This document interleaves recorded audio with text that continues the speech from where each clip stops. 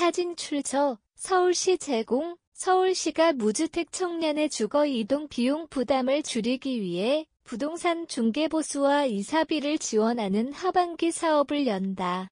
신청 접수는 8월 12일 화요일부터 서울시 청년정보 포털인 청년몽땅 정보통에서 진행한다.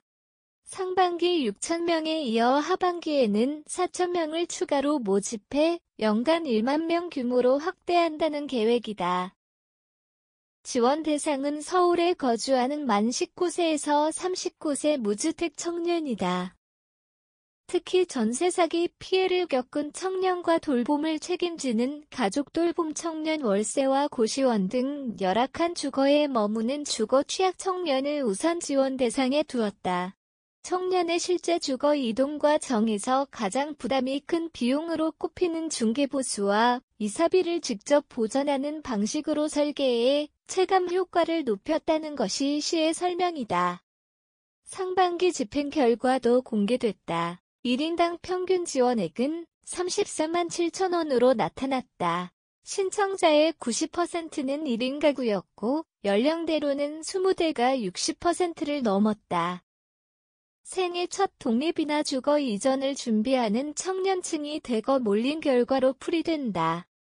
시는 이 데이터를 바탕으로 하반기에는 주거 취약 청년을 더 빠르게 찾아내는 접수 체계를 보강하고 서류 간소화와 현장 검증의 균형을 맞추는 데 주력한다는 방침이다. 신청은 온라인으로 이뤄진다. 청년 몽땅 정보통에서 자격 확인 후 필요한 증빙을 제출하면 된다. 선택한 주택 유형과 계약 조건에 따른 중개보수 산정 이사비 내역 확인 등 절차가 이어지고 최종 확정 통보를 받은 뒤 순차적으로 지원금이 지급된다. 전세 사기 피해를 입증한 경우와 가족의 돌봄 부담을 입증한 경우에는 심사 우선권이 적용된다.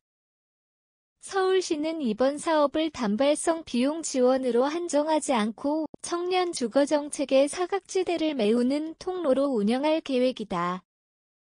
중개보수와 이사비 지원 대상 가운데 주거급여 연계가 필요한 청년 공공임대나 청년임대주택 대기자가 된 청년에게는 상담을 통해 관련 정보를 제공하고 금전적 지원 이후에도 주거 안정이 이어지도록 안내를 강화한다.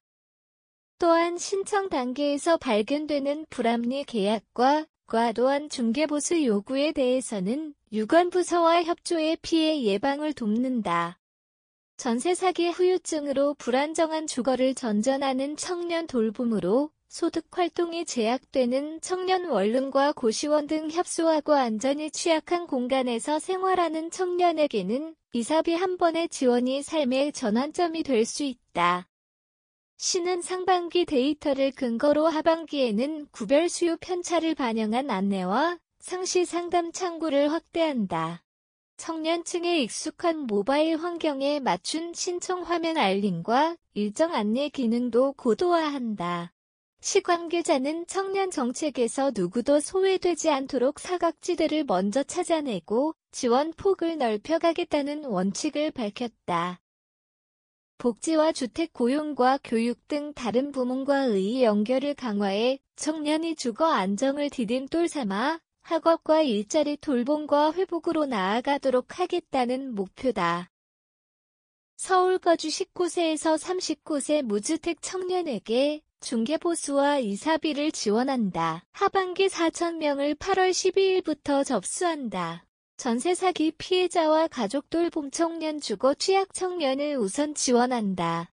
상반기 평균 33만 7천 원을 받았고 신청자는 1인 가구와 20대가 중심이었다. 기대 효과는 주거 이동 비용 경감 전세 사기 2차 피해 예방 취약계층의 주거 안정 청년 삶의 질 향상이다. 서울시의 중개보수와 이사비 지원은 청년의 주거 사다리를 복원하는 실질 대안이다. 접수 첫날부터 수요가 집중될 것으로 예상되는 만큼 자격 확인과 증빙을 미리 준비하는 것이 유리하다. 우선 지원 대상에 해당하는 경우 관련 서류를 빠짐없이 제출하는 것이 핵심이다. 비용 한 번의 보전이 끝이 아니라 다음 거주지에서의 안정까지 이어지도록 후속연계 정책과 함께 활용할 필요가 있다.